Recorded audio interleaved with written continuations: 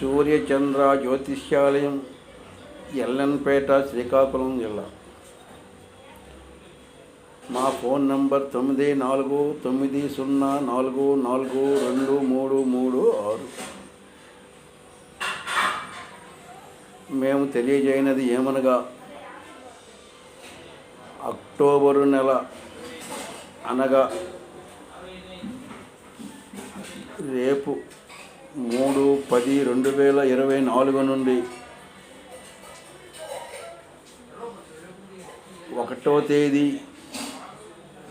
November నెల 24 వరకు ఆశ్వీజ మాసం. ఈ నెలలో జరగబోయేది దసరా. రేపటి నుండి నవరాత్రి మహోత్సవం ప్రారంభం. 12వ తేదీన విజయదశమి.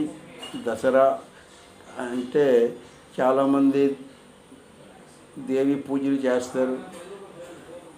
పసుపు కుంకుమ వగైరా పూజలు, నవరాత్రి మహోత్సవం చేస్తారు. మరి వీధి వాళ్ళలో కూడా విగ్రహాలు పెట్టి పూజలు చేస్తారు. నవరాత్రులు దేవి పూజ ప్రారంభం. విజయదశమి నాడు దేవి శాంతి చేసి దసరా పూజ చేస్తారు.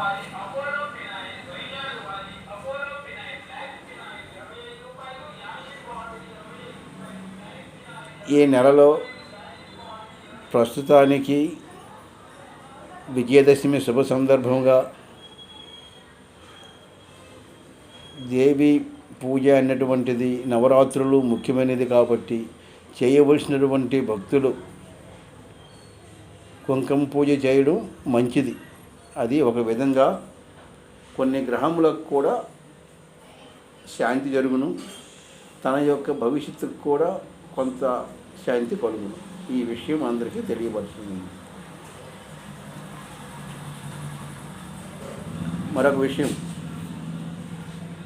అక్టోబర్ నెల మేషరాశి ఫలితం. ఈ నెలలో మేషరాశి వారికి గడ్డు కాలం. అన్ని విధములుగా ఆటంకములు, చికాకులు, ధనభయములు వగైరా ఉండును. మేషరాశి వారు అన్ని విధములకు కూడా కొంచెం ఇబ్బంది పడవలసిన పరిస్థితి వచ్చును.